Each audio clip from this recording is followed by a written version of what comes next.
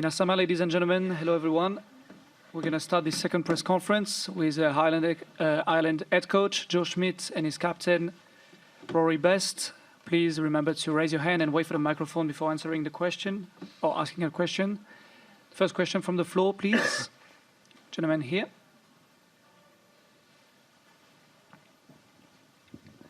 Joe, congratulations on making the quarterfinal.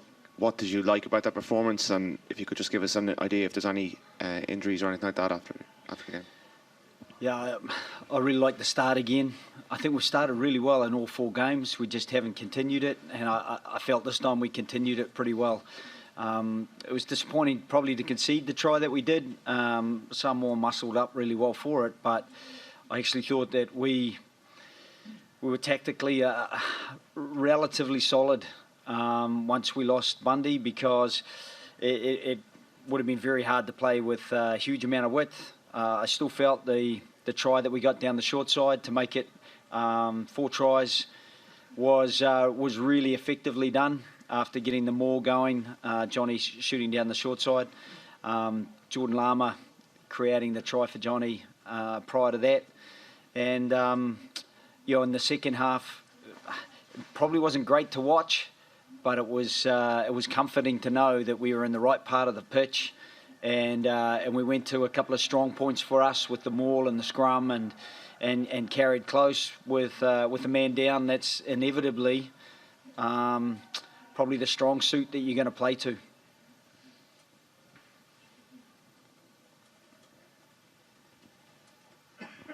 Joe, whoever you play next week will have had an easier run in physically.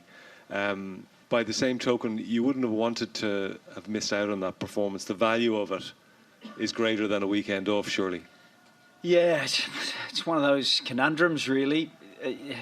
You want to get some rhythm, and you want to probably on the back of us not having played for 9 days, it's probably important to play. Whereas I do think some of the other teams had shorter turnarounds, and therefore they're probably delighted. But I think it's enough work that we got through that will stand to us, hopefully. But at the same time, it was a lot of work. The forwards particularly really muscled up well and had to work really hard, and that's a little bit attritional. But it's something they like and they enjoy doing anyway.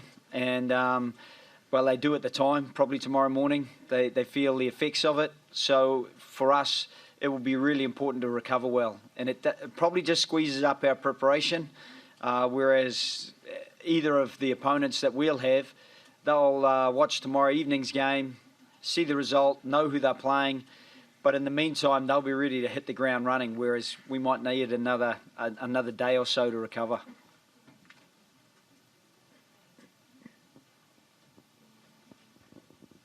Joe, what did you think of the red card decision? And if there is to be a hearing and a follow-up, do you think there are enough grounds there for Bundy Aki not to be suspended beyond this point? Yeah, I spoke to Steve Jackson. He's obviously suffered from a couple of red cards or a couple of sightings from his players, and it's a really tough situation. I think Bundy is upright.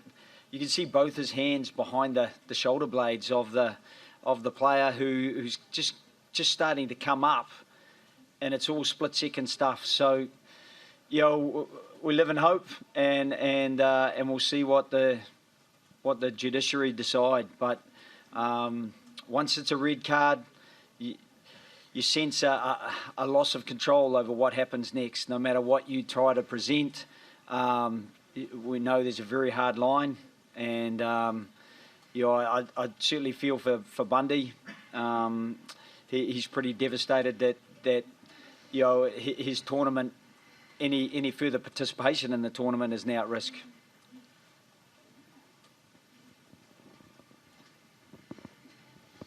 Joe, Steve Jackson said he would. They would make whatever representations necessary to help on that front, because they hope that Bundy doesn't receive any further censure than the red card. You must be pleased that he would, I suppose, say that openly and have that opinion? Yeah, look, I think Steve is he was a good player himself. He's been coaching Super Rugby. He's been coaching for some time, and I think Steve knows the game well. And we'd both be pretty disappointed if Bundy does get ruled out of the rest of the tournament on the back of that tackle. And I do genuinely say tackle, because that's what it was. Both arms, both hands are forward of his shoulders. But there is a very hard line being taken, and we'll just have to accept whatever decision is made by the judiciary.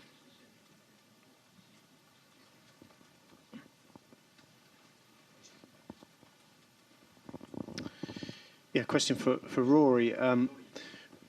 When you got that red card from the side, and in hindsight, it looked like you stepped it up a level in intensity. You scored a try right on half time. Is that the way you saw it out on the pitch? Yeah, look, I think it's important to keep your composure when you go down to 14 men. Just tactically, you change a little bit. I know we got into a huddle and the back row talked about maybe chasing a few less rucks in terms of going for turnovers. Obviously, your scrum half comes in and out of the line, and it helps a lot when we have a very smart scrum half. And we knew that ultimately we felt we're in a good rhythm before the red card, and it was important that we kept that.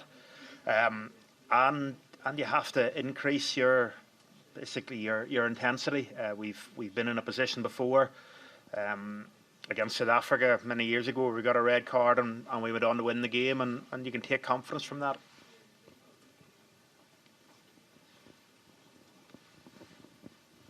Joe, this time 4 years ago, you had a massive body count after the last pool game. Do you think you're in a better position now going into a World Cup quarter-final? Well, we've certainly got more bodies available, and that's a positive for starters. I think there's a bit more uncertainty this time. Last time, once we'd played France, we knew we were playing Argentina. There was some certainty in what we could do to prepare for that. It's a bit awkward, because we've got to wait until that final game in the pool and find out then exactly who we may be playing. So we've got a better body count. I would say that we've got 31 fit players at this stage, as far as I know. And if we lose one of those through any consequence of the judiciary, then I do feel at least Robbie was back today and did very well, and we've got Chris and we've got Gary, so we've got some cover there. If we do lose Bundy, last time, losing your captain, losing probably a talismanic loose forward like Sean O'Brien, losing your director of operations in Johnny Sexton, and Peter O'Mahony, a key man in the line out, plus Jared Payne. It was a kind of concertina effect for us. This time, hopefully, we'll be through unscathed, and we can give it our best shot.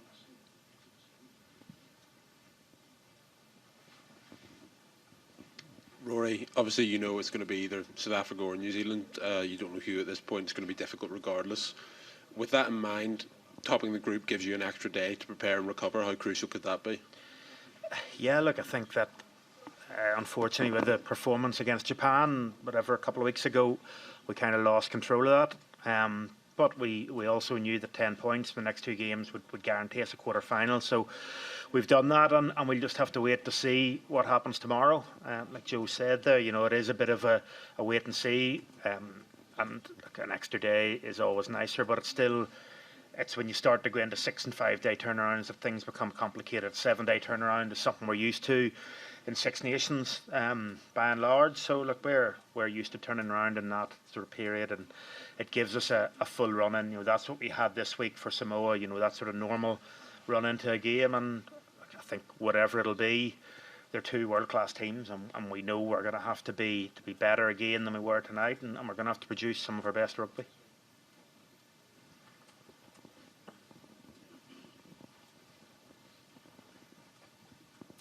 Sorry, gentlemen in the back. Joe, you mentioned there that a very hard line is being taken with regards to the rules that saw Bundy Aki get red carded today. By the letter of the law, it was probably a correct red card, but in terms of the hard line being taken overall, is that the correct thing in your view? Look, I think that's a really broad question, and it's probably something that that we'll look at this individual case just as the judiciary will. That we won't be making any broad sweeping statements about the line that's being taken.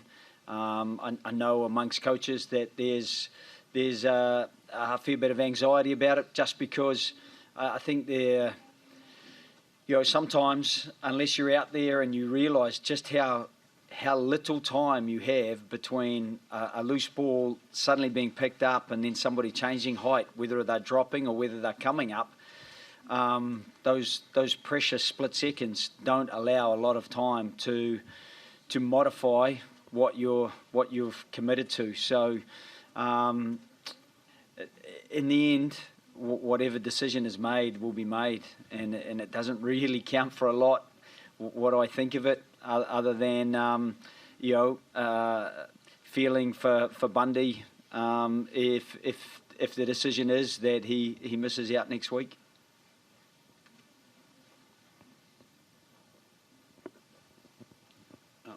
Joe, if it does come to pass that Ireland face the back-to-back world champions in 7 days' time, how would you feel about that? And do you think the team will take more confidence into that game on the back of tonight's performance?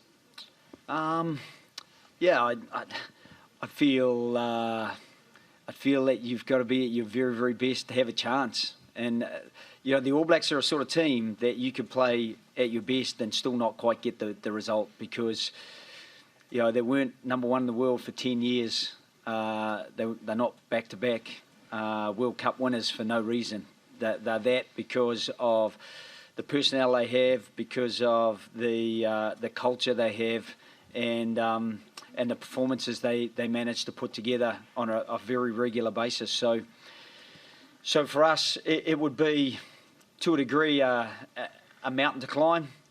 But I think after tonight, the lads they got their boots on, and they've got a few crampons. They've taken a little bit of an ascent. Obviously, the whole thing gets steeper next week. But if it is the All Blacks, then we'll look to scale those heights. Last two questions, here on the right, and then in the middle. Rory, in terms of preparation, what lessons have you learned from your quarterfinals in 2015 and 2011? Is there anything that you're going to do differently this week? Hopefully, we'll win, which will be different from the last two World Cups, which would be nice. Look, I think that you got to try to prepare. We know that it's knockouts, and we said a couple of weeks ago after the Japan game that it's important that we learned our lessons. Over the last two World Cups I've been involved in, we've looked back at quarterfinals and went, you know what, we weren't just quite where we thought we were, and we rolled through two pool stages where we didn't lose a game, and we're full of confidence, and maybe looking back now, maybe a little bit of overconfidence. It's hard to know, but I think it's really important that we look at that Japan week coming off the back of a good performance against Scotland and go, right, well, what stone did we not leave unturned? And that is, it's got to be all about rugby this week, and we'll enjoy a little bit of downtime when it's there to try to take it away from it, but ultimately it is about going to a quarter final and winning it, because it's now knockout rugby and you don't get a second chance at it.